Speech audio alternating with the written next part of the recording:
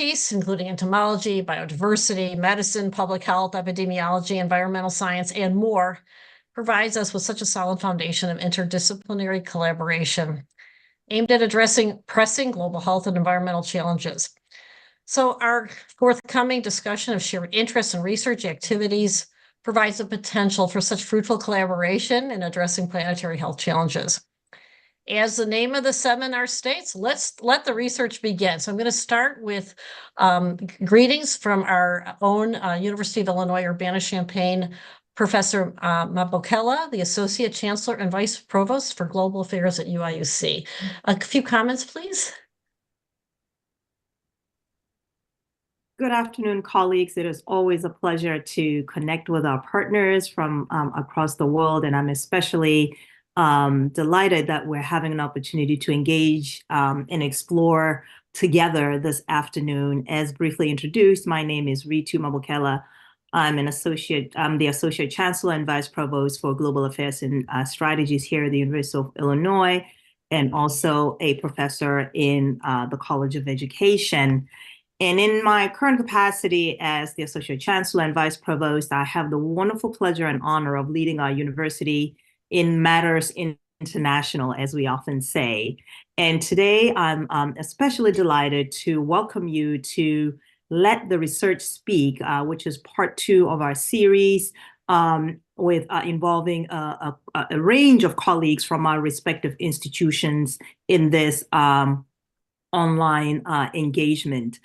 This event has brought together leading experts in infectious diseases, microbiology, and integrative and molecular biology from across our 2 universities. And we really look forward to having the opportunity to hear you showcase your work and to explore how health and disease are impacted by climate change. Today's discussion in particular exemplifies the type of international cooperation that we seek to foster here at the University of Illinois. And when we collaborate with our partners from across borders, we create an environment, we hope, that will enhance the ability of our students, our faculty, our staff, our scholars to have access to richer knowledge, innovation, leadership, and engagement. And as our 2 institutions are both globally oriented, we have a pivotal role to play in shaping how we will respond to our world's most pressing challenges. And it is our mutual responsibility to foster the diversity of voices that should inform those responses. And so as we engage today, I want to encourage and challenge all of us to make the most of this unique gathering of experts and share what we learn collectively from our peers, from our colleagues and others, so that we may positively contribute to our shared vision for a better future. So thank you for taking the time to be here today, to engage, and I truly look forward and I'm excited to see what we can accomplish together. Thank you and have a wonderful conversation. Now I'm going to recede in the background and enjoy the conversation.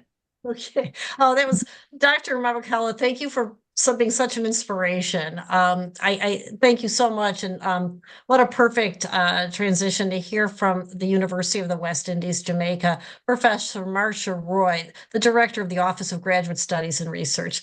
Dr. Roy, a few comments from you, please. Ladies and gentlemen, good afternoon. As Holly said, I'm the Director for Graduate Studies and Research on the Mona campus. I want to welcome our colleagues from the University of Illinois Urbana-Champaign virtually to Jamaica, and thank you for sharing with us in this forum. We hope that one day you'll be able to join us personally in Jamaica. Welcome to all the colleagues and students from the Faculties of Science and Technology and from the Faculty of Medicine. Thank you also for joining us to talk about epidemiology and entomology. I want to use my time to especially thank Professor Emerita Celia Christie Samuels, because she is one of our hero female scientists in Jamaica. Professor Christie, thank you for your service to UWI, and thank you for your service to the people of Jamaica and the Caribbean. For your pioneering work in HIV, and in other viruses in Jamaica. When I was putting these comments together, I thought about in March of 2020, at the beginning of the COVID pandemic, that you were one of the first scientists and physicians that was called upon at UWI and by Jamaica to help us treat with this novel infectious agent. And especially Professor Christy, for your work and your role and your life in helping little Black girls like myself to believe that we can become anything that we want to be, and there are no longer any limitations to what we can aspire to.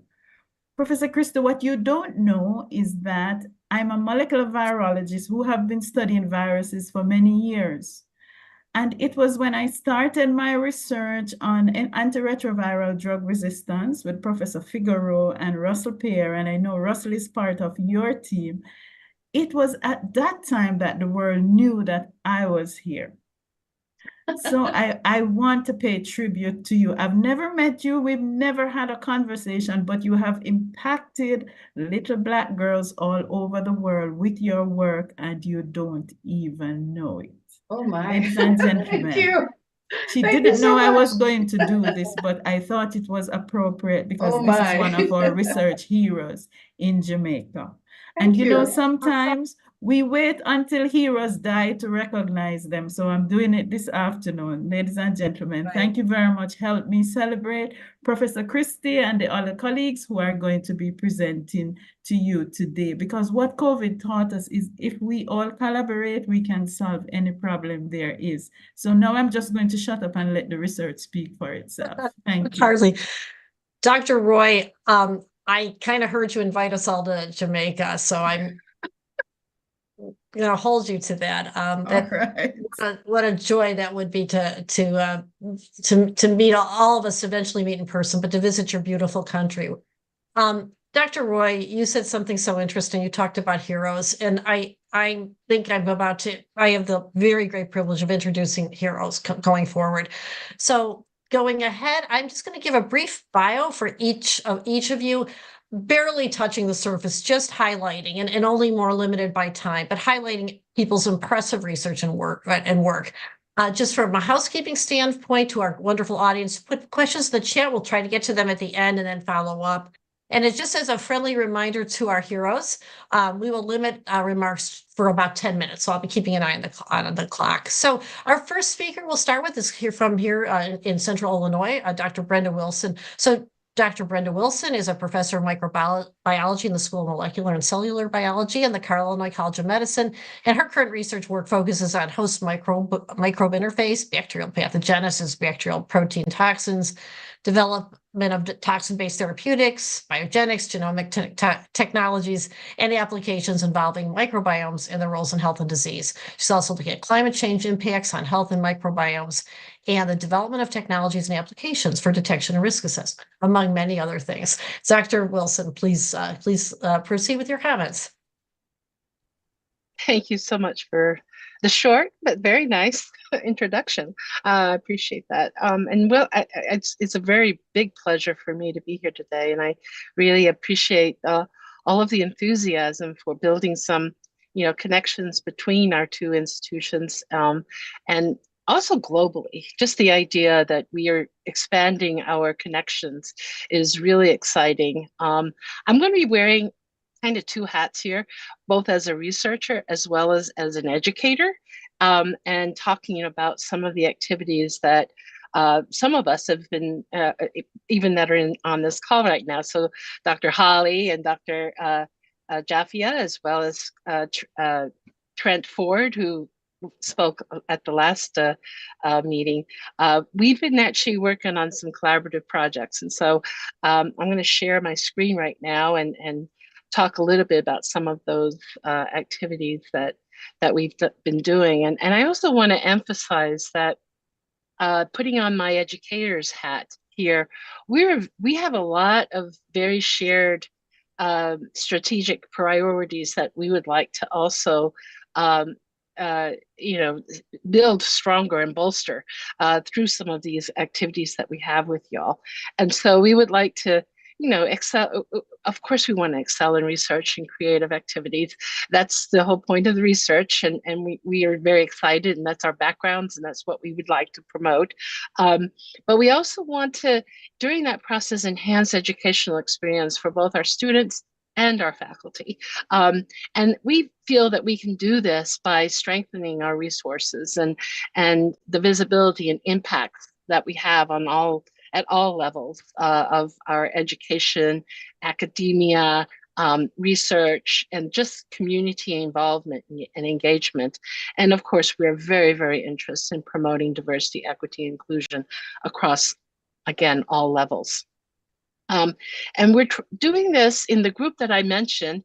We're a little bit bigger than just a few that I mentioned, but what we're trying to do is actually build a network for integrated climate, health, and environmental systems. And we're calling this niches. And basically what we feel is that food has a very big impact on us, and it does so through multiple ways. So it impacts the environment, and that of course impacts the nature and the quality of the food, and that interacts of course with our microbiomes. And we're all microbiologists. I'm a microbiologist, and so I'm very much focused on looking at things like the microbiome and its connectivity to health. But all of these, I think, are very closely related to each other. And what we are trying to do is invite community educators to join us in advancing scientific literacy and enthusiasm for science by engaging in research and learning partnerships that involve One Health, microbiomes, and regenerative food systems that address things like food insecurity as ways to build resilience. So we all know that climate is impacting us, and it's very difficult to change climate. But what we can do is build more resilience to those changes, and we think that we can do this by bolstering our environmental and human health through mechanisms that will make us healthier. And so our multidisciplinary team, we call it the niches team, is made up of folks at the University of Illinois, both in the College of Liberal Arts and Sciences, the School of Molecular and Cellular Biology, of which I'm Associate Director of Education at, and as well as our very new but exciting Carle, Illinois College of Medicine, of which Holly and Jaffe and I are all members. And then also the Illinois Extension, which is a very expansive outreach program that we have in Illinois to reach communities and farmers and educators and the whole entire community about the things that we do. And then in terms of our focus and what we're trying to do here is we believe that education empowers all stakeholders to make informed decisions about their health and well-being. And we are proposing, in part of the work and the approach that we're trying to take, is that microbiomes can serve as indicators for overall health of both soils and the environment, if you will, as well as human communities. And that when we have healthy agricultural and food systems that are supporting healthy communities and resilience in response to adverse climate events. And these healthy microbiomes will prevent some of the diseases. They will protect against the impacts from climate change in this fashion.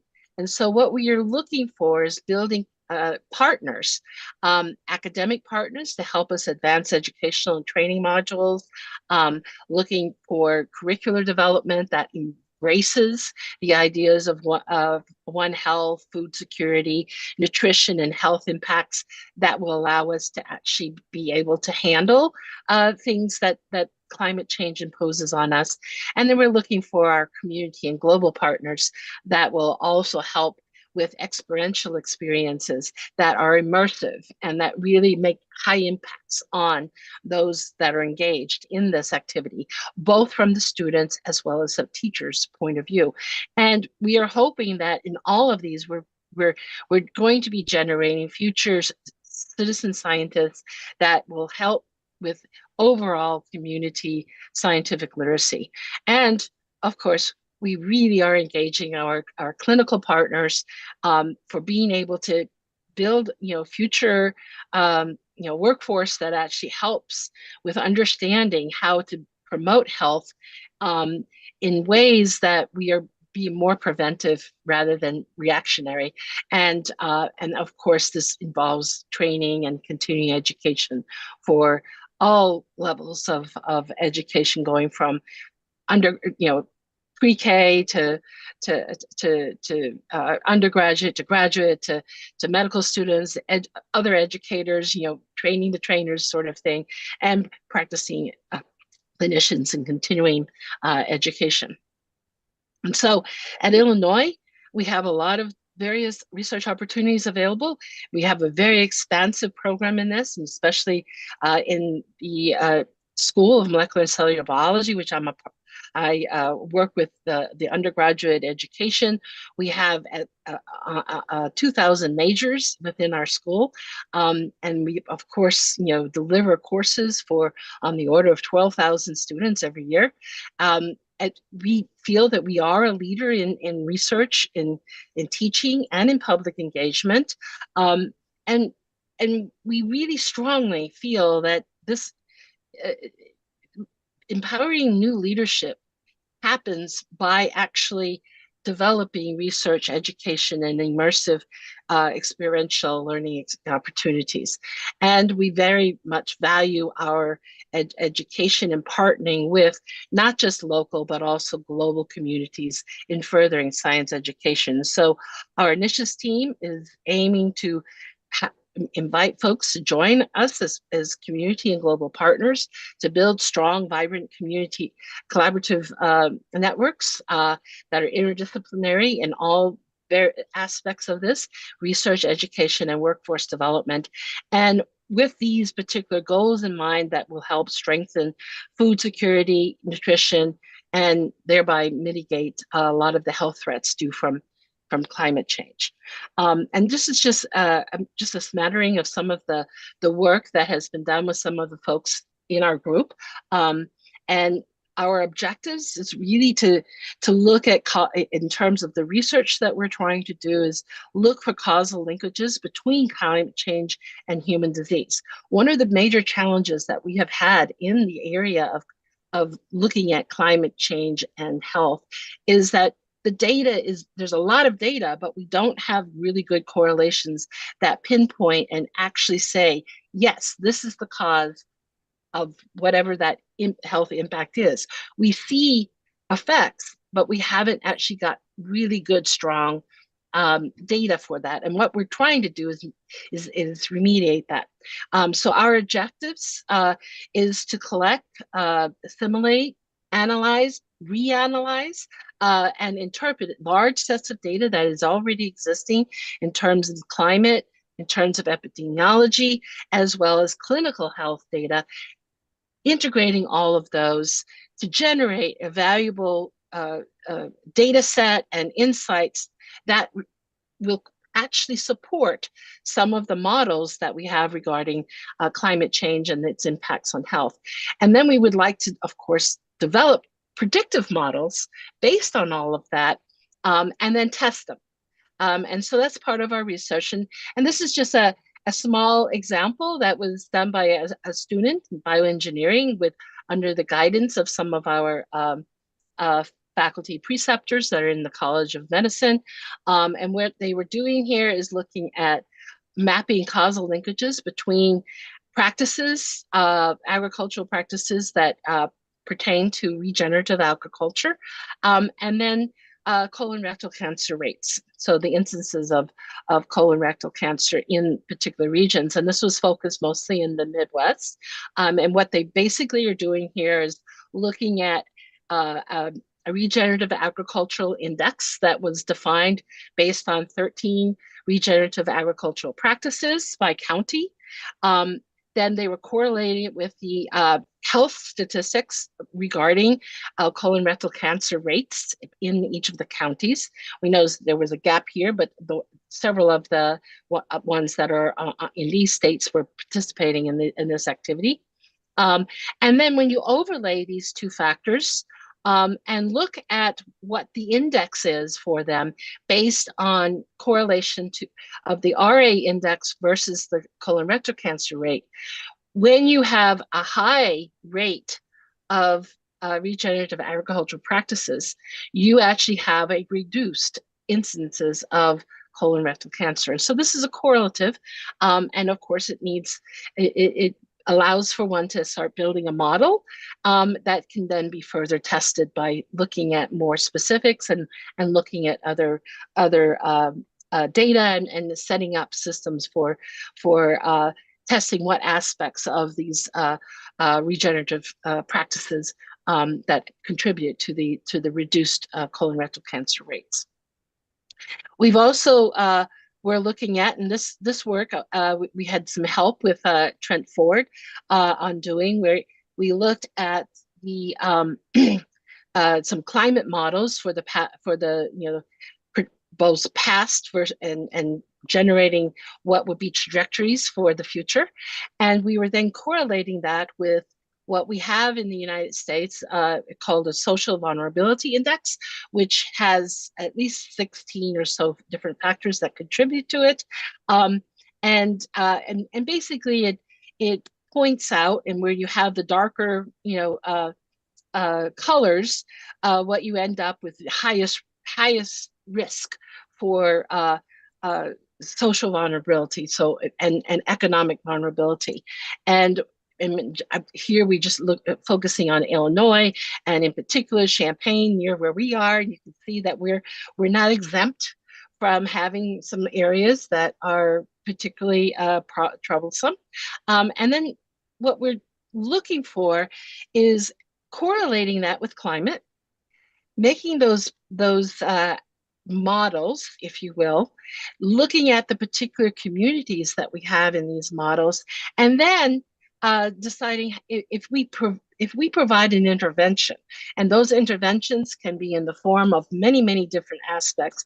But if you do it on a more global scale of education and training and practices and things that you use on a large community impacts, that if there is an intervention strategy that you introduce, the idea is that if you look at a community, two different communities, one that might be at low risk versus one that might be at high risk, and then you introduce that intervention, you would expect that you'd be able to start discerning over a period of time, whether or not those interventions are being effective or not.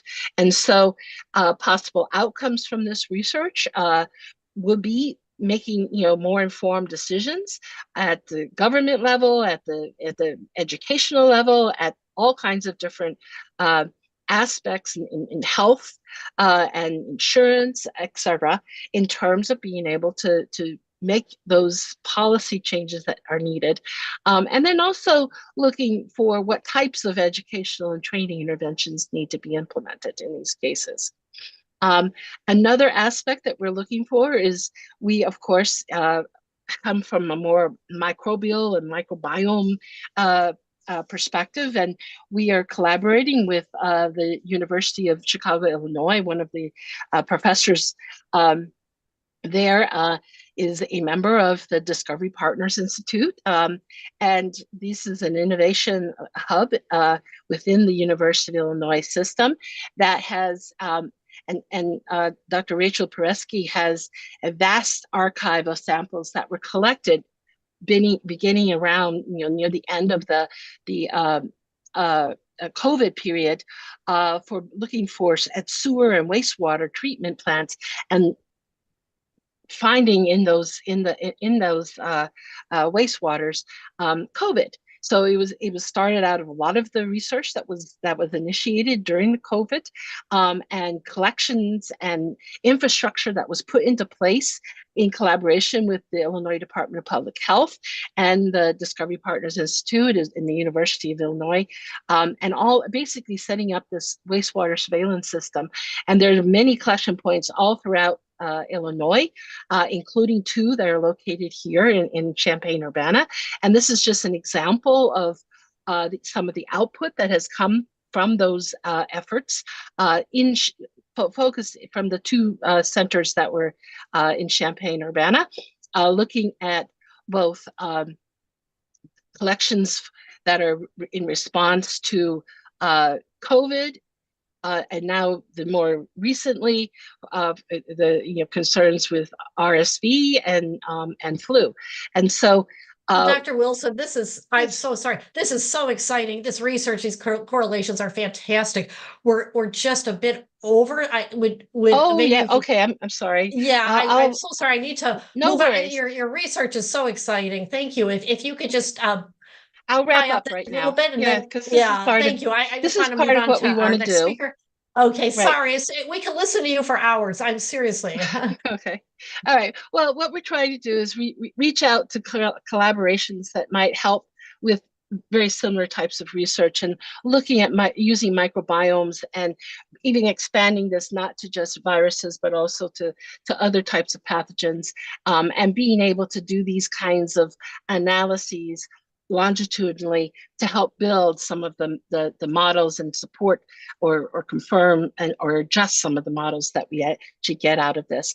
And we'll be very, very pleased and happy to have some folks to collaborate with and do some of these kinds of studies for us. And I'll end there. Sorry for going over. Oh no, thank It's you, easy. Dr. Wilson. It's We can easy to listen talk you all about these day. things. Yeah. You right, know, I thank you.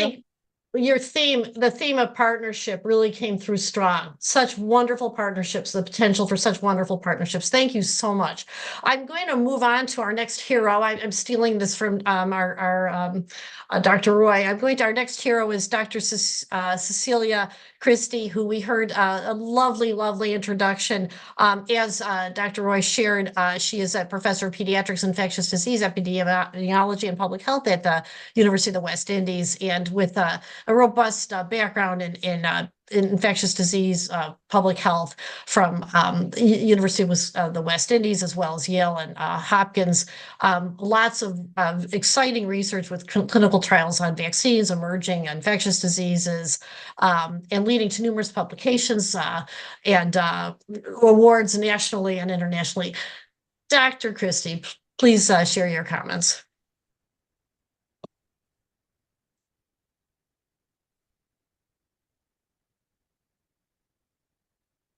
Share. Oops.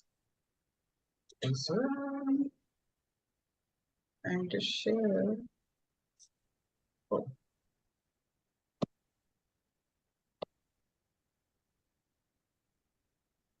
Good afternoon, everyone. It is indeed my pleasure, my privilege, and my honor to join in this collaborative roundtable discussion between UWI and UIUC. And thank you so very much for your very warm and kind introductions. My topic this afternoon will be about dengue, Zika, and chikungunya, the clinical epidemiology of these 3 viruses, these 3 arboviruses in Jamaican children, as this is linked to climate change and climate health. So I'm going to essentially speak to dengue in the context of comparing the 2018-2019 epidemic, which was a serotype 3 epidemic, to the 2023 epidemic that we are now undergoing. I'm going to have a few words on chikungunya and Zika, and then I'll speak to a few and make a few comments about new drugs and vaccines. Here we have the Zika Action International team at our kickoff meeting here in Jamaica in October 2016. And essentially, we did quite a bit of work with these 3 viruses under funding by the European Union. We won't be talking much about that today, though. We'll just be talking about what I just said. So dengue, we know, is the most important arbovirus, and we have 4 serotypes. And 1 serotype increases disease severity with reinfection of subsequent serotypes. And children, we know, have the most severe presentations and certainly the highest attributable mortality. In 2019, dengue was listed in among the top 10 threats to global health. And in 2023, the numbers reported cases surpassed the 2019 reports by over 1 million, and there was significant attributable morbidity and mortality. Here in Jamaica, we have been tracking dengue epidemiology now for almost 50 years. And certainly we have seen that the dengue epidemics are occurring in more frequently and with more intensity. And in 2014, the epidemic was overridden with a chikungunya outbreak. And in 2016, not only did we have dengue, but we had chikungunya and we also had Zika. When we look at the seroprevalence in our pregnant women, you see that most of our women, if not all, are seropositive for dengue. About 84% are seropositive for chikungunya. But for Zika, that's 16%. It therefore means that Zika can be introduced in our country, reintroduced at any time in the future. Looking at the dengue trends in Jamaican children, comparing the two periods of 2018, 2019 to 2023, the serotype 3 versus serotype 2 epidemic, you'll see again that children less than 15 years of age accounted for a great deal, a great proportion of the cases that were reported nationally. And of the 86 deaths in the 2019 epidemic, 62% of them were children. And as of now, last month, 45% of the deaths were children. The clinical syndromes that we recognize in children in particular include a severe undifferentiated febrile illness or non-severe dengue. And then we pay attention to dengue with no warning signs, which in general is sort of managed in the outpatient setting. And then dengue with warning signs, we admit these children to hospital. And of course, those with severe dengue, which is characterized by plasma leakage, fluid retention, severe bleeding, and severe multi-organ impairment, which may involve the heart, the lungs, and the brain, and also the liver. We admit these children. Several of them, of course, will be managed for shock and also for bleeding. And if these children are not managed appropriately, they will die without intervention. So looking at our data from the 2018-2019 epidemic of some 340 children that were admitted to 5 of our area hospitals, you'll see where 60% or more had warning signs and 20% of them had severe dengue, which was hemorrhagic for the most of them. Hepatitis, hemoglobin SC disease was associated with severe hemorrhage, dengue with hemorrhage in this epidemic. Organ system involvement occurred in over 94% of cases. And for those who are admitted to hospital, over 5 to 7 organ systems were involved for a significant number of persons. The gastrointestinal system with hepatomegaly, the hematological system and the clotting system in over 90% of cases, cardiac involvement in 26%. And we also had children with respiratory, kidney, and central nervous system involvement.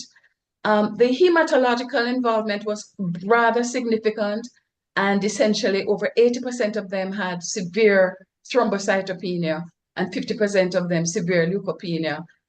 They also had a significant number of very, very high hepatic enzymes, and sometimes it exceeded over 120,000 international units per liter, something that I've never seen before. And where these numbers were very elevated, these children tended to have severe dengue. For those who died, over 94% of them had severe dengue, 88% of them had hemorrhagic dengue. There was a significant number who had comorbidities, and hematological and gastrointestinal involvement was uniformly involved in all the children. And although 26% of the total cohort had cardiac involvement, 77% of the deaths were cardiac. There was also shock and hypotension and severe involvement in the blood system and severe derangement in various bleeding derangement as well too. For those who presented late, essentially regardless of whatever we did to resuscitate them, the mortality was significant in the first 24 to 48 hours. And then along came the dengue serotype 2 epidemic, which we are now trying to document. The dengue serotype 2 epidemic, we know, was associated with antibody-dependent immune enhancement, with more severe outcomes in children in Nicaragua, where over 3% of those that presented actually died. This followed recent exposure to Zika and at least one prior dengue infection. So we had our antennae up because when dengue serotype 2 was circulating here, we wondered if this would be very severe, if there would be more severe manifestations, and especially bearing in mind that there were quite a few current circulating viruses as well. So we have not seen dengue serotype 2 in Jamaica for the last 14 years, and the last epidemic was way back in 1968. And certainly it has not circulated since Zika circulated in 2016. So what have we seen here at the University Hospital? During the September to December, we were seeing in the outpatient department over 800 children being seen there per month. The majority of them were being managed for dengue without warning signs, and they were being managed at home, even though a subset might have had leukopenia, because we were worried that we wouldn't admit them because they might have secondary infections because their white cell count was down. For those who were hospitalized, we had over 80 admissions. I think I took care of about 40 of those in October when the epidemic was at its highest. And these children presented mostly with dengue with warning signs or without warning signs in those who had underlying diseases. What was interesting is that although we were expecting severe dengue, there were none who presented, none of the 80 had severe dengue, none had severe hemorrhagic manifestations, or none presented with shock, which is rather unlike the 2018 epidemic. Despite that, though, we saw quite a few unusual cases. So, for example, we saw neuromyelitis optica spectrum disorder, which is a disorder where children present with paralysis and blindness. And I couldn't find any cases like that in the literature. I found 2 related to dengue in adults, but none in children. We also had a few deaths. There was a child with influenza co-infection with sickle cell disease, and this child had multisystem involvement with the hemophagocytic lymphohistiocytosis, where the essentially what happens is that the red blood cells eat up the white blood cells, and you have that multisystemic presentation. There's also a child who presented with fulminant myocarditis with high cardiac troponin enzymes, which were way over 7,000, and had ventricular tachycardia, which was unresponsive. And this child died in the ICU within 36 hours of initial presentation. Dengue has been occurring recently along with other arboviruses that are also related to climate change. We remember the 2014 chikungunya outbreak. Here in Jamaica, it decimated the whole island. We had widespread absenteeism from school and work, loss of productivity, economic losses that were huge, and a huge health sector impact, which also affected the children. And there was increased need for bed space, pharmaceuticals, diagnostics. When we looked at over 200 children in 2 of our hospitals who were hospitalized, 93% of them came from homes where there were several family members who had chikungunya. The majority presented with fever, maculopapular rash, and joint pains. The little babies presented with irritability and loud groaning. Those who were 6 months to 6 years had febrile seizures, and a significant number of them had the central nervous system involved. Here you see some of the little babies with joint manifestations. You can see joint inflammation. You can see skin involvement with maculopapular rashes and vesicular rashes in various stages of development. And then along came in 2016 the Zika outbreak, which not only affected us in Brazil, but right here in the Caribbean and in fact right through Latin America. And here in Jamaica, we were not spared because again, we had quite a few children who presented with microcephaly. And here we have one child here, and the microcephaly rates were approaching up to 3% in some of our hospitals, in our Kingston and St. Andrew hospitals, where we were following these babies. And essentially, you'll see here where the features radiologically and clinically fit in with the Zika syndrome, congenital Zika syndrome. And then the children also presented with rashes and fever and headache. And the rashes, you'll notice, did not spare the palms or soles. It was maculopapular, and it also involved the babies. For those who couldn't complain, the majority of them had headache, they had red eyes, they had joint inflammation, and so on. We also had quite a few children and adolescents who came in with paralysis and evidence of neuroinflammation involving the spinal cord and also involving the brain. And quite a few of these children also demonstrated household exposures to family members who had Zika. Of course, we know that we do not have any confirmed treatments for any of these viruses that are appropriate. But here on the island in Jamaica, there are some things that we could use if we were clever enough to implement them in clinical trials. So we know that papaw leaf, or the carica papoya leaf, has been shown in 3 randomized controlled trials to improve the platelet count in patients who have Zika, and it's also a pro-inflammatory cytokine. Vitamin E also has been shown to show faster platelet recovery and reduced liver enzyme in derangement. Ivermectin, which is that controversial antiviral agent, has been known also to show in patients with dengue faster NS1 antigenemia clearance. And vitamin D, which is also been shown to reduce viral replication and inflammatory cytokine production in vitro and reduce the relative risk of dengue hemorrhagic fever. There are certain vaccines that are available, but none of them are approved for use, certainly not here in Jamaica, so they're not available to us. And I just need to make a plug that while we are ongoing a dengue serotype 2 epidemic, we're also doing this at the time of SARS-CoV-2, COVID-19, which is also circulating here. The Omicron subvariant has been circulating for quite some time. And also we have a pretty significant influenza and RSV outbreak simultaneously. So the question would be, quite a few of these viruses may present in the same way, or could they present in different presentations, or what is the role of virus co-infections and interactions?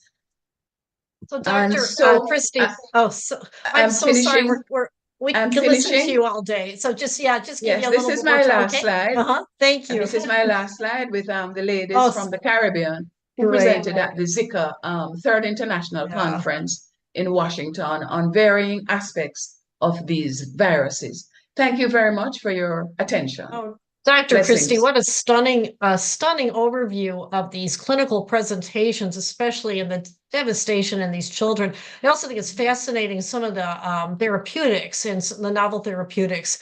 I'm so grateful for this. This is absolutely wonderful. Thank you so much. We could listen to you all day as well. My gosh. Thank you, ma'am. Thank you so much. It's so hard to move on. I'm watching the clock and keep stress. So we're going to move on again. And I just, again, thank you for such a stunning and overview of that. So I'm going to move on to my colleague, Dr. Jyoti Kumar, a board-certified internist and a clinical associate professor at Carroll Illinois College of Medicine. She also at the American University of Antigua, and she's an experienced medical educator. She focuses on the triple crisis of climate change, biodiversity loss, and pollution, and helps develop medical school curriculum, including curriculum for the community, locally, nationally, and internationally, on topics of climate change, health, and health impacts through a One Health lens with a focus on nature-based solutions. More recently, her work has included the farm, food, and health connection through microbiomes and regenerative agricultural practices. Dr. Ram Kumar. Thank you, Dr. Rosenkrantz. So Good afternoon. First of all, I'd like to say that as a proud graduate of the University of the West Indies, undergrad and med school, I am delighted to be here to be participating in this joint session and share the work that I've been engaged in at UIUC. I'd also like to add that much of this work around climate change, planetary health, and sustainability is done in partnership with my colleagues such as Dr. Rosenkrantz, who's our moderator, Warren Levy, and Dave Ramkumar. You may have seen their names scattered through previous presentations. I'm going to outline this journey of just riffing on the title of this session as it relates to working in spaces of education, community engagement, and research. So much of our work is really focused on medical education as medical educators.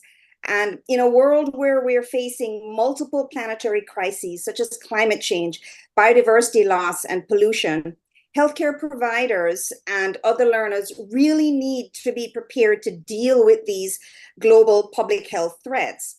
And we have done this by trying to educate learners about the impacts of these threats on human health. And very importantly, trying to make the connection of the whole interconnectedness of the health of the planet to the health of ourselves, of humans. And we do this with a One Health approach and really positing that by protecting the health of our planet, we are ensuring our own human health and well-being. And I'd like to add that we really try to emphasize an environmental justice lens in all of our work that we do. So I'm a master gardener, and I've had this lifelong passion for environmental conservation. And as I was thinking about solutions to these big, wicked problems, one of my areas of focus is nature-based solutions. And as I see it, nature-based solutions are health solutions. I mean, we can literally plant healthy air and clean water. We can tackle the epidemic of obesity and chronic non-communicable diseases by promoting, for example, a plant-forward whole food diet, which also happens to be more sustainable. And what if we grow and produce our food with climate-smart regenerative agricultural practices, as Dr. Wilson had elucidated in her presentation, instead of our current unsustainable destructive practices? It would be a total win-win for people and the planet.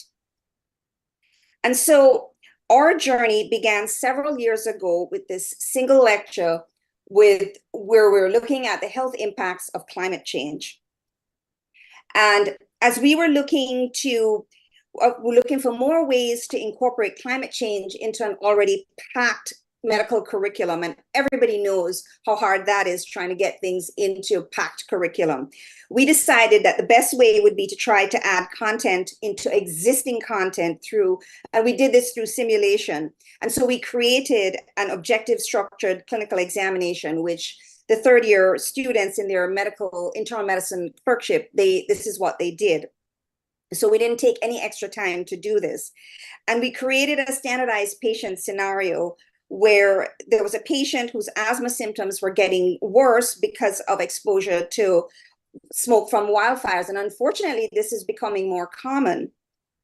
And in the debrief with the students, the facilitator would then have the opportunity to discuss the environmental drivers and would open up discussions for steps to mitigate for this, to have strategies for mitigation for this patient in ways that would go beyond the normal treatment, or as we would like to say, beyond the inhaler. And we studied the impact of using this OSCE, as it's called, to integrate climate change into the curriculum. And we got very positive results. And this spurred us to publish the case in MedEd Portal, which is a journal for teaching and learning resources of the Association of American Medical Colleges. These are some other workshops where we've deployed different pedagogy. And they've included having students actually create their own mini scenarios using patient and community case studies where they would discuss climate change threats and impacts, adaptation and mitigation strategies. We would have patient care workshops in which the learners develop their own patient climate related cases. And during the COVID-19 pandemic, we used that opportunity to really examine the syndemic of COVID-19 and the climate change crises. And as always, we really tried to do this with an environmental justice lens. So, we particularly want to focus on the poor, the minority, disabled, and elderly people who are affected primarily and predominantly by climate change and when COVID-19, when it happened. So later in our journey, we decided to pivot from patient care to advocacy, because we didn't just want to raise awareness and increase knowledge about climate change and health. We wanted our students and our learners to be able to do more than that, be able to use their voices to advocate for meaningful change. And so we developed this workshop in advocacy, and it was sort of like a primer in advocacy. And in these advocacy workshops, our learners developed legislative presentations on climate-related bills. So for instance, it would be a bill related to children riding diesel-powered school buses or urban heat islands. So these were just examples of things that we did. Again, we studied the impact of using these kind of advocacy workshops, and we published it in MEDED portal. The next step in our journey was development of a 2-week elective on climate change, planetary health, and sustainability. And here we really focus on the multiple impacts of climate change on human health, as you can see with the CDC wheel. And what we also did was we explored different aspects of nature-based solutions and other strategies for adaptation and mitigation. And because it's an elective with few students, we really worked to customize the course to the interests of the students. And because Carl Illinois College of Medicine is an engineering-based medical school, we really worked to incorporate innovativeness throughout the course and through assignments. Next, we broadened the reach with an interprofessional One Health session, which brought together medical students, veterinary med students, and public health students. And we brought them together to discuss the impact of diarrhea from a contaminated water source from a flooded cow manure lagoon due to an extreme weather event. So this was a scenario that we set up. And it was a very successful way to integrate climate change, human and ecosystem health impacts into the curriculum. Again, we studied and published this as well. Now, our collaborative efforts have continued, and we've actually developed a transdisciplinary team that really works to shift paradigms to a more regenerative and sustainable food systems. And this project that you're looking at right here, the Regenerative Agriculture and Human Health Nexus in the Age of Climate Change, its goal was to promote the concepts of farm, food, and health and that whole interconnectedness. And these connections are essentially about healthy soils producing healthy foods for healthy people with regenerative agricultural practices. So that's really this project in a nutshell. And this slide that you're looking at here, summarizes this whole concept of the connection of healthy soils for healthy plants and healthy people.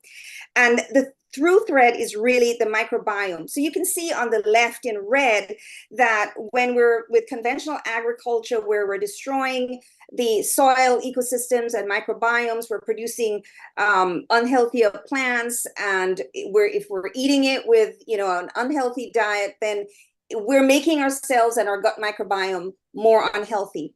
And the flip side on the right side is with healthier soils, producing healthier foods that we're eating with healthier diets that produced through regenerative agriculture, then we are promoting better health for us. And this work on the farm food and health connection through the microbiome has produced many lectures, presentations, and workshops. And actually last year, we developed this very novel, innovative elective, which looked at the food systems in a holistic way. And we had faculty from multiple disciplines across the university provide their expertise in areas that students would never normally be exposed to. So things like animal ag, regenerative ag, food systems, nutrition that would not be normally taught in a medical course.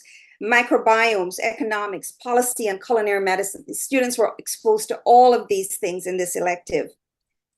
And as I was saying, culinary medicine is a huge component of these workshops and the elective that we did.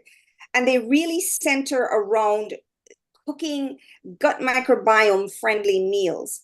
And we've deployed these sessions in several venues, from Carl Illinois College of Medicine to the University of Illinois Peoria Family Medicine Program to the American University of Antigua's Medical School. And this elective, the Microbiomes Matter, Path to Regenerative Systems of Farm, Food, and Health in the Age of Climate Change, was so successful, and the students were so captivated that they wanted to write up about their experience and share what they learned. And they did, and we actually just got published in the journal Challenges earlier this year. This slide just is a very small example of some of the lectures that we have engaged with across the university. So we've engaged in looking at climate change through a biomedical ethics lens and through a biosecurity lens. And now I'm going to just pivot finally to show you some examples of community engagement.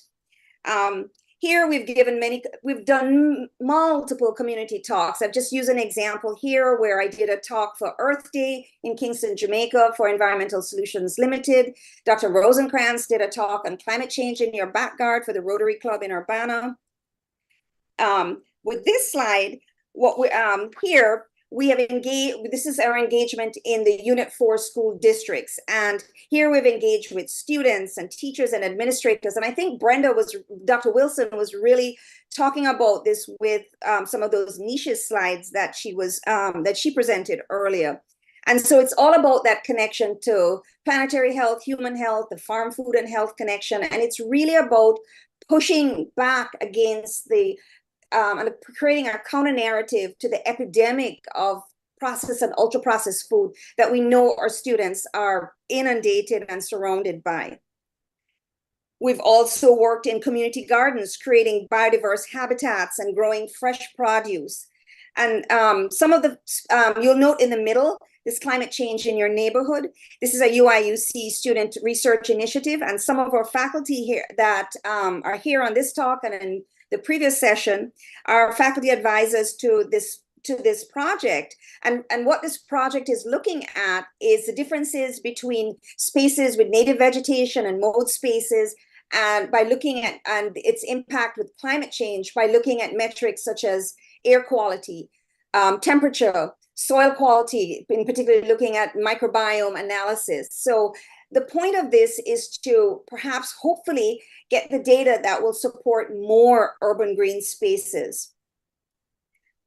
This slide is about an interpretive sign that Dr. Rosenkrantz and I collaborated with the Champaign Parks District, Urbana and Champaign Parks District through the Champaign County Medical Society. And really, it was about promoting the health benefits of being outdoors in nature. And this was it being installed in one of the two parks, one in Champaign and one in Urbana. And I'm going to wrap up pretty soon here. This is a slide that's looking at some occasions where we were involved in advocating for various policies and legislative bills that would mitigate the impacts of climate change. So in the middle, this is Dr. Rosenkrantz and Warren Levy meeting with our state senator, Tammy Duckworth, trying to promote climate-friendly policies. And we've talked about, we met with local and other state legislators to promote things like the Clean Energy Jobs Act and climate-friendly ag practices. So, and this is also, we work closely with Illinois Clinicians for Climate Action and Champaign County Climate Coalition, which are organizations that Dr. Rosenkrantz and I are very actively involved in. And lastly, I just want to end with to share some of the ongoing research opportunities. And they're the ones that you're seeing here in red that we're currently working on. And many of them we are working in collaboration with some of the speakers that you met on the previous session and some who you're meeting today. And in particular, we are very excited about this idea of connecting health outcomes to climate data and climate change and urban green spaces. That was certainly brought That was a theme that was brought up in the last session. These other two topics, agricultural practices, food, and the effect on the gut microbiome, particularly relate to this food, farm, and health connection. This is great. Oh, this So is I'm such going to an wrap up. inspiring. I'm done. Okay, okay, so we'll have, So feel free to perfect. contact me. I keep grabbing you guys on your last slides. Okay, thank you very much. It's been a real journey. I have to say I've shared so much of this journey, and it's been a joy, and it's just really evolved into places that we could have never imagined. So, thank you for sharing the journey and so much of your thoughtful innovation. Moving forward, moving beyond a single lecture and one where we provided lunch. We've come a long way. I'm going to move on now. We'll talk, our next speaker is Dr. Milton Tan. And Dr. Tan is an assistant research scientist at the Illinois Natural History Survey and the Prairie Research Institute at the University of Illinois at Urbana-Champaign. And his research focuses on the integration of genomic and evolutionary analysis for understanding the origins of biodiversity, including reconstructing the tree of life, understanding drivers of evolutionary diversification, and the genetic basis of phenotypes. He's interested in expanding his collaborations to apply genomic and evolutionary techniques to diverse organisms. Dr. Tan. Thank you very much. Thanks for that introduction. And yeah, thanks for giving the opportunity to speak today and meet a bunch of new folks. Yeah, so today we're going to talk a little bit about my research in biodiversity genomics at the Illinois Natural History Survey. Research at the Illinois Natural History Survey has focused historically a lot on understanding the biodiversity that's out there. What are the species that are out there? How are they doing? And documenting biodiversity, of course, is very important for understanding what is out there and what is to protect and how that might respond to future scenarios such as climate change. And it's clear from ecological and evolutionary research that there's lots of species, lots of populations, and that their diversity is shaped by their evolutionary history. And of course, all life shares the usage of DNA. And so I apply genomic techniques to better understand what species are out there and how they've evolved, what are their traits, and better inform how we might be able to manage and conserve species. So while my title is ostensibly a biodiversity genomics scientist, I particularly focus on fishes, which represent half of all vertebrate species. So I've studied everything from some of the smallest to the largest living fishes, from minnows to sharks. And because genomes harbor a record of evolutionary history and encode the toolkit that organisms use to survive, genomics can answer a variety of questions. And understanding what species are out there and how they've evolved and diversified could help understand how they might also respond to future threats. And so I'm going to talk about some of the examples of types of questions that we approach in the lab. And again, these are just examples in fishes, and I think that there are opportunities to apply these questions outside. So for the vast majority of species, we still are trying to understand even what they are and where they are. We can better understand what with genomics, sometimes species that are harder to identify. One of the questions that the Illinois DNR had for us was what species of cavefish that we have. And this is a pretty difficult question because these are fish that live most of their time underground and only come out of from underground a few months out of the year. And these are a threatened species in Illinois, but some recent work had suggested that there might be 2 species of this cavefish. And we didn't know which one we had or whether we might have had both. So using genomic techniques, we were able to sample a variety of these cavefishes, and we determined that these cavefishes in Illinois represent a single species, the Shawnee Hills cavefish, which means that we only have 1 species of conservation concern here to protect as opposed to 2. And so genomics is very useful for these kinds of identification of species for which we don't have the specimens in hand for us to look all over to identify them. But populations are not also identical across their range. Populations can be structured and different populations can be separated from each other due to barriers. And this can be important to understand because when we're trying to manage populations, some populations are not genetically interchangeable. There might be local adaptation, and moving individuals between locations might not work as well if certain populations are locally adapted. What we found using genomics was that the Illinois populations of this particular cavefish appear to be genetically distinct from their closely related populations in Kentucky. And so again, genomics is very important for helping us understand what what we need to do to help manage and protect this species of conservation concern. Another really interesting aspect of genomics is that it provides us the potential to even estimate population sizes. And of course, population sizes are a very important aspect to consider when conserving organisms as well, and understanding how they have previously responded to climate scenarios or other stressors, as well as understand the genetic diversity that they might have still available to them to adapt to future changes and challenges to their populations. And so using these kinds of genomic tools, we were able to estimate that population sizes in this cavefish apparently were larger in the past, but that there were declines, but that these declines happened maybe about 1,000 years ago, probably prior to when human impacts to groundwater, for example, might have been occurring. And so there seems to be a more recent stable trend in their population sizes given these genomic data, which again are a really hard to survey aspect of these fishes that primarily live underground. And so genomics can be a very powerful technique for us to understand how species are doing so that we can better manage and protect them. Now, most of my research actually focuses on reconstructing the tree of life and understanding how that provides predictions for how traits have evolved, how species have diversified, why certain groups of species are more diverse than others, and how they've evolved and adapted to challenges over evolutionary history and geological timescales. And here we're looking at an evolutionary tree of one of the most diverse groups of fishes, the carps and minnows, which number over 4,000 species. And using this evolutionary tree, we were able to estimate these variable rates of diversification across the tree, with red indicating more rapid rates of evolution or speciation, and potentially decreased rates of extinction. And these could potentially later be correlated to aspects of environment or their traits that might allow us to better understand what helps to these species buffer against extinction over at least evolutionary timescales and project forward into the future. Similar questions asking about the influence of the environment on diversification and evolution. In this PNAS paper that I was involved in that was published last year, we were interested in understanding the diversification of South American fishes. And by reconstructing the evolutionary history and understanding the relationship between the movements of these fishes across South America, we were better able to understand how past connections of rivers helped to increase the diversity of fishes in the Amazon, resulting in this being one of the most diverse places in the world.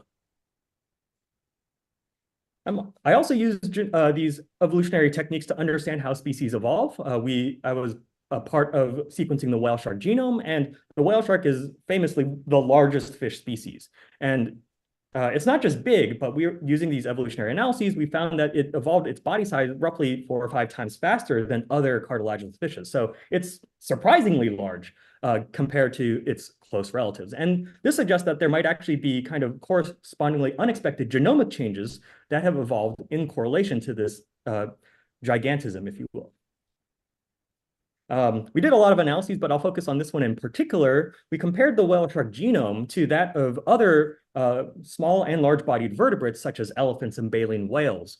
Now, large organisms, paradoxically, they have more cells and therefore more cell divisions, but don't seem to experience higher rates of cancer, which is something that you might expect if you have more cells. And so previous research have suggested that that large-bodied vertebrates must adapt in their cancer suppression genes to avoid cancer. And this appears to be the case in the whale shark as well, although different genes in the whale shark compared to other species. And so this seems to be a common pattern that we were able to study using this kind of genomic tools. I'm not going to talk about a particular study here, but genomic tools, genomes aren't not set in stone. Genomes also respond to the environment, and I'm very interested in expanding research using changes in gene expression, seeing how the genome functions to understand how, for example, individuals or populations or species might be responding to environmental changes such as diseases or climate change. And this can help us better understand how to manage these species as well.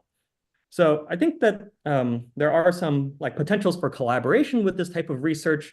While I talked about fishes, there's a lot of different types of species that these techniques could be used for. I've been talking with Chris Stone, who talked last time, about applying these techniques to better understand how mosquitoes, which are vectors for diseases, are moving about and how they are expanding their populations across the country. And so these techniques might be useful for better understanding these mosquitoes and any species. People that are studying environmental stressors and how organisms might respond to them in their fitness or their physiology or their ecology might also be able to incorporate genomic tools to understand how gene expression changes with respect to these different kinds of scenarios, and potentially better understand how species are able or not to adapt to these types of stressors. And furthermore, just to give some credence to some of the evolutionary work that I've done, by modeling kind of past evolutionary history and diversification, we might be able to project that into the future and understand how traits that species have or already have might be able to evolve or not to future climate change scenarios.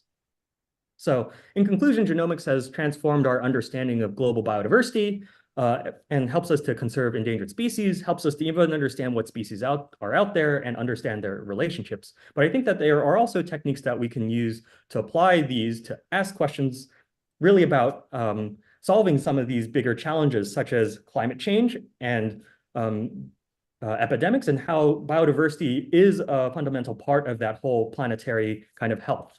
So while I haven't much worked in that kind of like public health and climate change space yet, I'm really excited for opportunities to potentially kind of expand biodiversity genomics into these spaces. So thank you very much.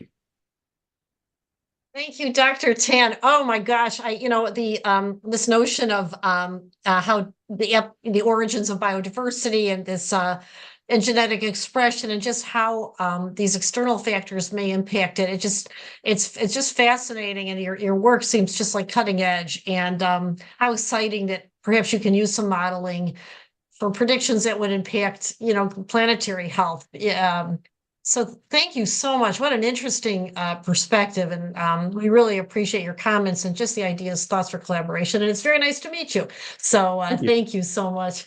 I am going to move on to Professor Paul Brown. So Dr. Brown is a professor of molecular biology and the head of the Department of Basic Medical Sciences at the University of the West Indies. And he holds a master's in philosophy and biochemistry and a PhD in microbiology from the University of the West Indies. He's involved in several research projects spanning public health-related infectious disease and basic sciences. He's currently on the Council of Microbial Sciences and the American Society for Microbiology, and he previously served as vice chair in 2017.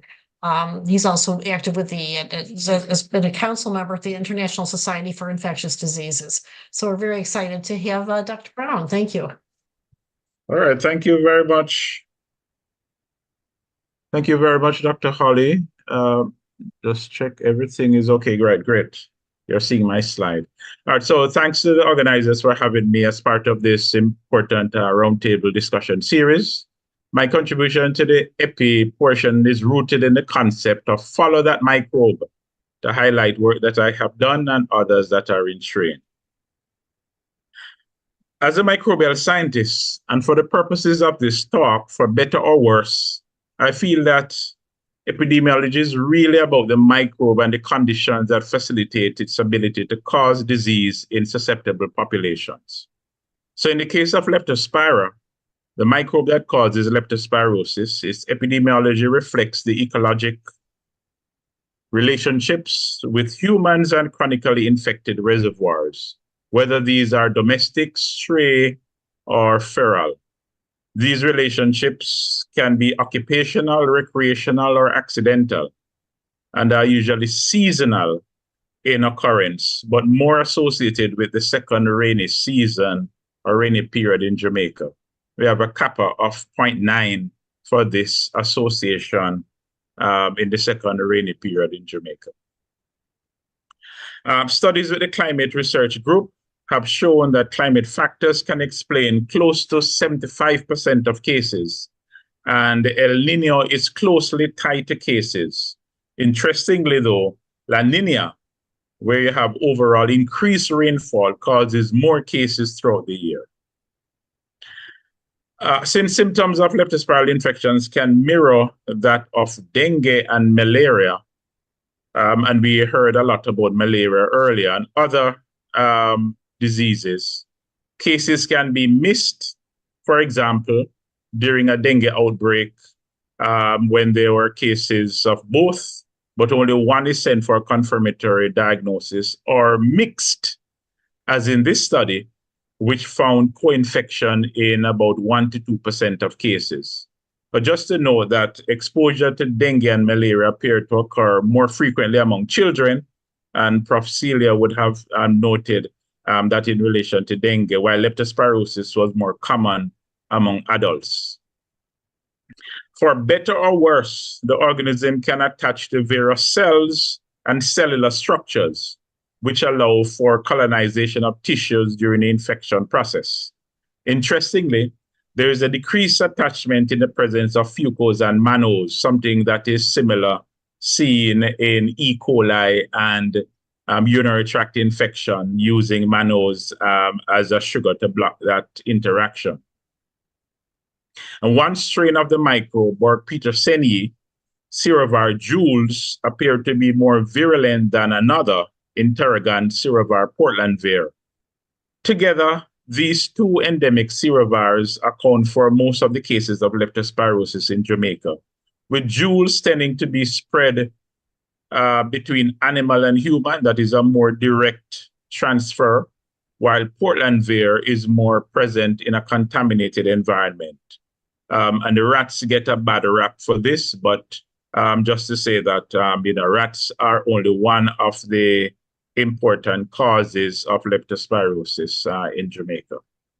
Definitely for worse, temperature and oxidative stress appear to be triggers for virulence in these microbes. Again, with Portland Ver being more responsive to the stresses. And I think there was some discussion about the effect of climate change and what is happening with infections.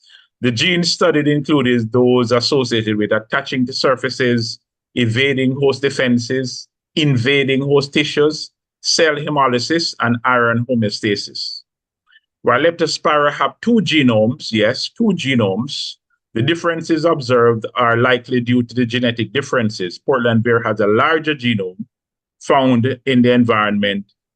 And with climate change, generally higher temperatures, both of these serovars are primed for increased virulence well before they contact a susceptible host. So the microbe can cause a myriad of symptoms. In a Bayesian study that formed a part of my PhD thesis, the most notable symptoms were jaundice, headache, dysuria, acute renal failure, now called acute kidney disease, proteinuria and thrombocytopenia, low platelet count. Serological analysis was not helpful for these patients. They were all diagnosed at postmortem. And we carried out similar studies in Jamaica and found fever, muscle and joint pain, nausea, vomiting, abdominal pain, blood in the urine, and thrombocytopenia as the main symptoms. In households where there were cases, a small but significant number of water samples were positive for leptospiral DNA. In that study, residents in rural communities, the presence of garbage dump and leptospiral DNA in water samples correlated with households with a history of the disease. And this was actually very statistically significant at the 0.01 level. The microbe is known to thrive in tropical and subtropical areas that are classified as slums, inner city or rural areas. Michael Marmot, chair of the Commission on Social Determinants of Health in WHO, said some time ago, what good does it do to treat people's illnesses and then send them back to the conditions that made them sick? In fact, the fact is that 1 billion individuals, representing about 32% of the world's urban population, live in slums. Further, the UN Millennium Declaration pledged to achieve significant improvement in the lives of at least 100 million slum dwellers by the year 2020. Clearly, this was not achieved.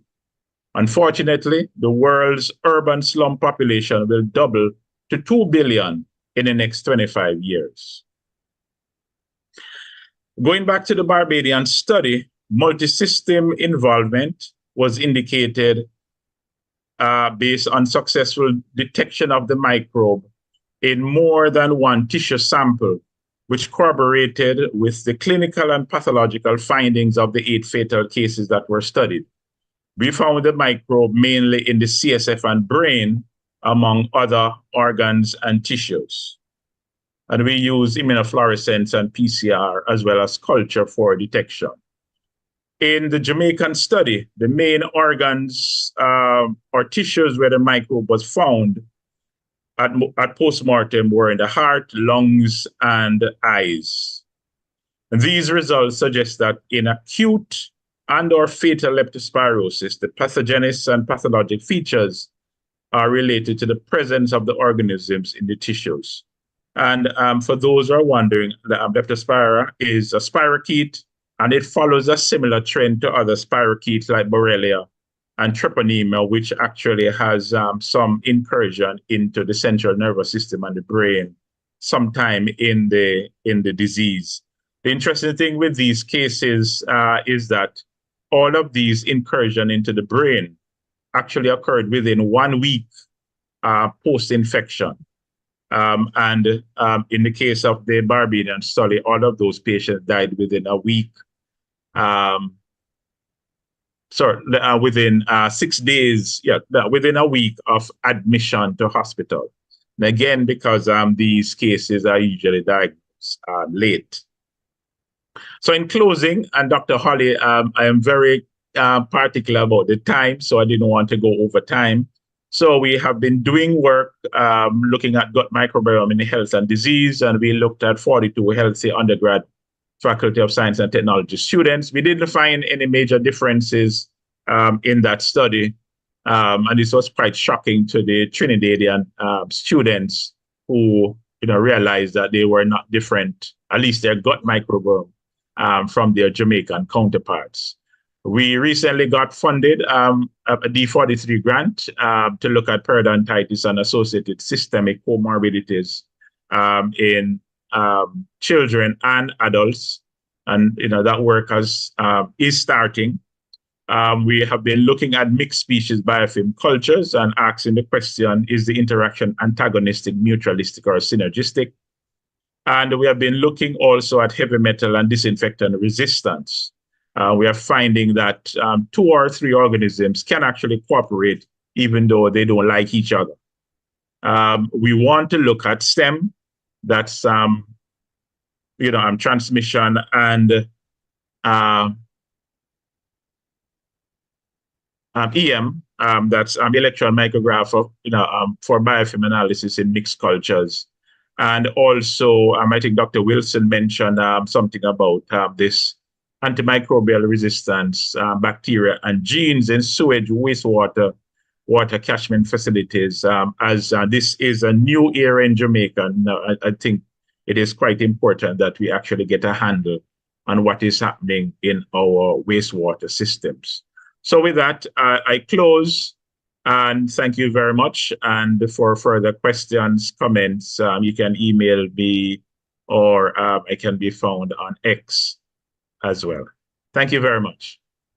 Dr. Brown, thank you so much for your comments. I think what was especially compelling, your comment about you treat a disease and then send people back into the same risk factors, the social determinants, and then just this notion of the multi-system nature of leptospirosis. And it was something that we try to teach our students, is to recognize emerging diseases that we're not used to seeing and recognizing atypical presentations. And some of your future work and the work with wastewater is really compelling, and there's just such a huge role for it. So thank you so much. It's scary, but the optimism is that someone like you is working on it. So thank you so much. We're just coming to our last speaker. We're so excited to have, our speaker hero. I'm going back to Dr. Royce. Our last hero of the day is Dr. Brian Allen. Dr. Allen is the Associate Director for Academic Affairs at the School of Integrated Biology, and he's a professor of entomology at the University of Illinois. And his work includes, there's so much, I'm seeing so much overlap now. His work includes ecology of infectious diseases, especially those transmitted via infected arthropods. And much of his research focuses on the consequences of human-mediated global change, such as climate change and human land use, and on the risk of exposure to parasites and pathogens that are carried by wildlife. His interest in impacts of landscape change and emergence of tick-borne diseases is part of that. And he uses numerous tools, including molecular technologies, remote sensing, and theoretical modeling. So, clearly we see, as I've come to the last hero speaker, we see this sort of biodiversity, the infectious disease components, the land use, the nature-based solutions. There's so many, every topic that has been discussed, and I just see such potential for collaboration. Anyway, Dr. Allen, please take it away. Thank you, Dr. Rosenkrantz. I really appreciate that introduction. And thank you, Dr. Brown. I really enjoyed your talk, a lot of similar interests. I work on a variety of different topics in the biology of vector-borne diseases, but I thought one possible point of common interest could be in mosquito control, and particularly how stormwater infrastructure and stormwater management impacts mosquito control. So I'm just going to give a brief overview of some of the research I've done on this topic, and here's a list of collaborators in this research who I couldn't do this without their help. Here in the central Midwest, this is our typical stormwater management system. So along roadsides, we have a subterranean stormwater catchment system. It's designed to capture precipitation during a rainwater event. And for 99.9% of people, that's the extent to which they think about stormwater management. Stormwater engineers and mosquito biologists are two groups of people who think about this a lot more, because there's a lot of action happening beneath the surface, and that's where things get interesting. So on the right here, you can see a diagram of a typical catch basin sump. So this is what is below that catch basin grate along the side of the road. And these are an old design for capturing stormwater runoff during a stormwater event, and there's often a connection to some kind of sewer system, which also raises a number of issues. But one of the things that is problematic with these catch basin sumps, most Midwestern and Eastern cities in the US have this type of design, is that they become habitats for mosquitoes. So especially mosquitoes in the genus Culex, females will fly in through the catch basin grate, lay their eggs, and these are actually ideal habitats for their larvae to develop, because there's a large amount of debris in the basin. So there's a lot of bacterial growth, microbial growth for those larvae to feed on while they develop. A very interesting phenomenon in North America is that we tend to get outbreaks of mosquito-borne disease during periods of drought, which is the opposite of what is intuitive for many people when they think about mosquitoes and their larval habitats. But the reason it's strongly associated with drought is because these catch basin habitats actually become more stable during drought events.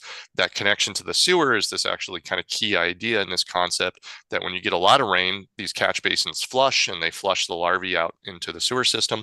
But during periods of drought, the water level drops below that connection to the sewer, and these have become more stable habitats.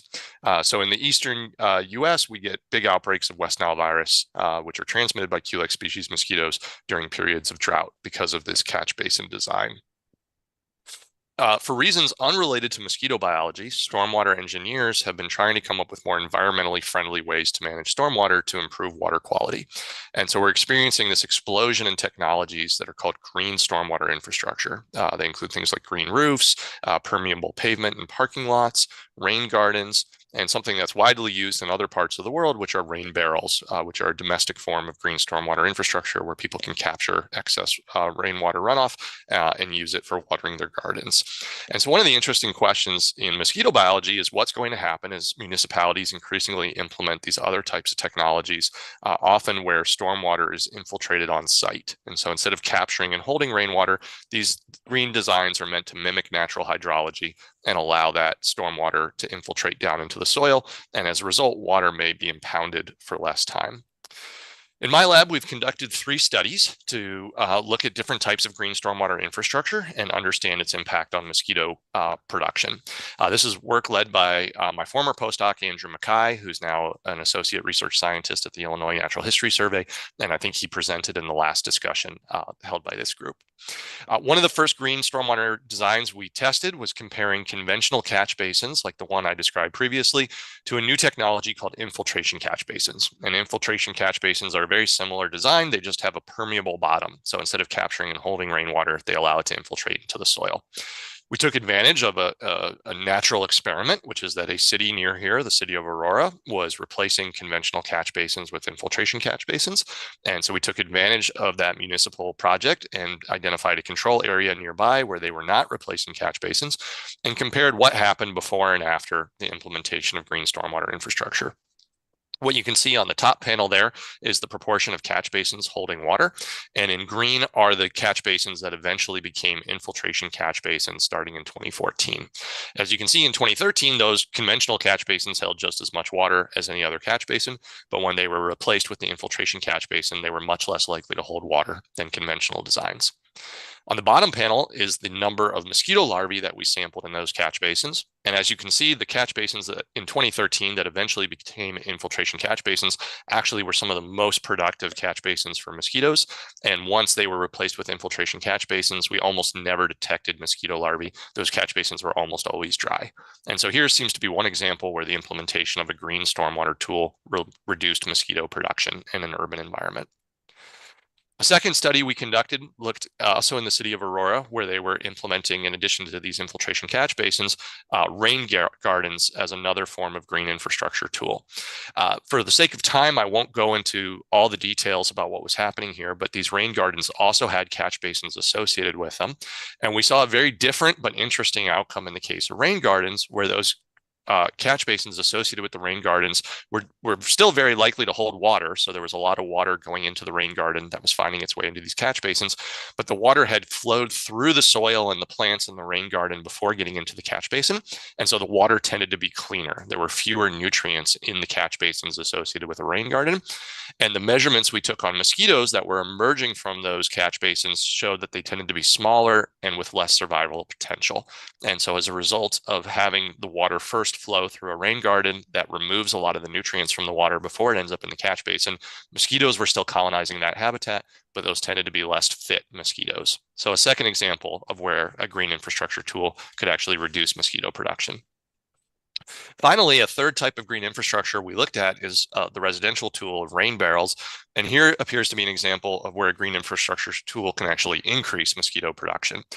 We sampled rain barrels associated with people's homes across an entire summer, starting in June and into September. And we found over 50% of the rain barrels had mosquito larvae present on at least one occasion. As the summer went on, the community of mosquitoes became dominated by one of the invasive species that's common in this region and throughout the world, the Asian tiger mosquito, Aedes albopictus. And what this suggested is that poor management of this particular type of green infrastructure tool increased mosquito production. That's just a summary then of our findings. And so I can wrap up there for the sake of time. And so Dr. Rosencrans, I'll hand it back to you. My gosh. Oh, thank you so much. That, just fascinating. This notion of infrastructure, rainwater infrastructure, is new in my vocabulary, and the notion of these infiltration catch basins. I do see, and that's, we talk about climate change and standing water is we talk about impacts from water. We think often about infectious diseases, but the standing water and ways to mitigate is just such a novel approach. And thank you so much. Fantastic. I'm so grateful.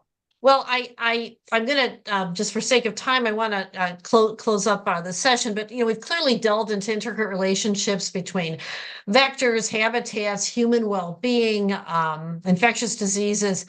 And, I just texted my colleague, what an impressive group of people. We've featured such accomplished speakers from University of Illinois and University of the West Indies. And so it's evident that there's a true intersection of entomology, environment, and health. And I think this just presents such a vast landscape of knowledge and the potential for impactful research and collaboration. So it's been just I think we're kind of want to leave everybody with an optimistic message as we step away from this forum. I love this idea of the spirit of collaboration and inquiry, and taking our collective expertise to foster positive changes in our communities.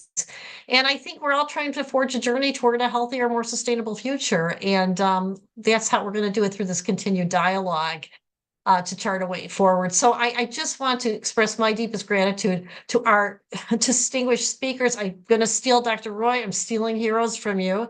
I'm also coming to Jamaica. But for sharing expertise, and to just everyone for your engagement, for the preparation you did to create these wonderful presentations. And I hope that these discussions are catalysts for future endeavors. Thank you all. And thank you again for the privilege of being a moderator. And I have, and that is the end of my comments. Thank you.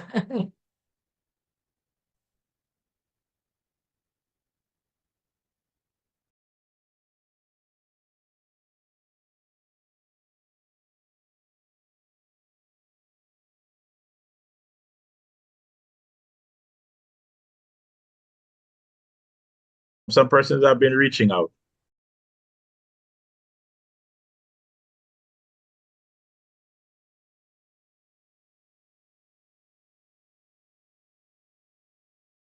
I know that for myself,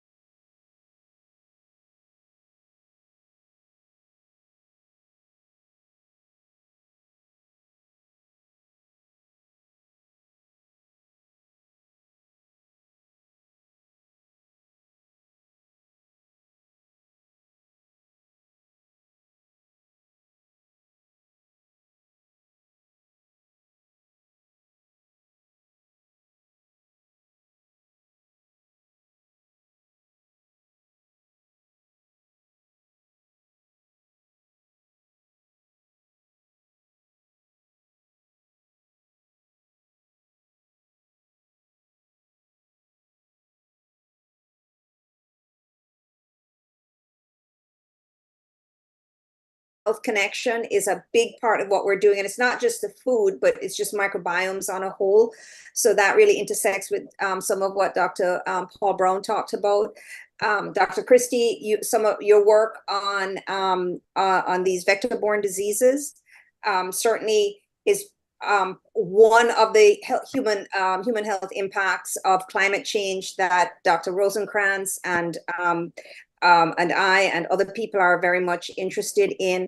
So there's just, to me already, just from this session, so much potential for collaboration. So stay tuned, everybody. And I think I can sort of speak on a little bit on behalf of the university, because our vice provost, who opened up the session, was here because they're very excited about the idea of UIUC forging collaborations with the University of the West Indies. And as a graduate of the University of the West Indies, I could not be prouder or more thrilled about that potential moving forward. And I know that UIUC is very much interested in forging collaborations and partnerships with the global South. You know, it's one thing to have collaborations with, you know, the kind of first world developed universities with but they really want to have an emphasis on the global South, and University of the West Indies definitely fits that. And we're kind of in each other's backyards. So I hope that we will see more to come. Dr. Busby Earle has just been a powerhouse in organizing. So I just want to give him a big shout out for that. You have my support and the support of the pediatricians and the virologists. You heard from Dr. Anzinger, who is the head of the microbiology department last time. Yes. And I'm sure we have, you know, his support, because we all work together.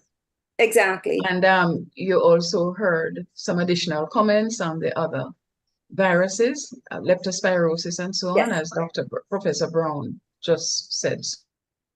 Yes, absolutely. And they're like my husband, Dave Ram Kumar, who's also a graduate of UWI Med School, wasn't able to participate, but he's very much involved in all of the work that we do. So stay tuned. He will definitely be involved in future endeavors. Okay. Thank you all very much. Thank you very much for those kind words, Jafia. Dr. Rosenkrantz, champion. Very, very, very nicely kept everyone on their toes in the time. I really appreciate it. I felt so bad cutting anybody off, and I often was doing it know. on their last slide, and I'm like, oh, if I just, but I hope we.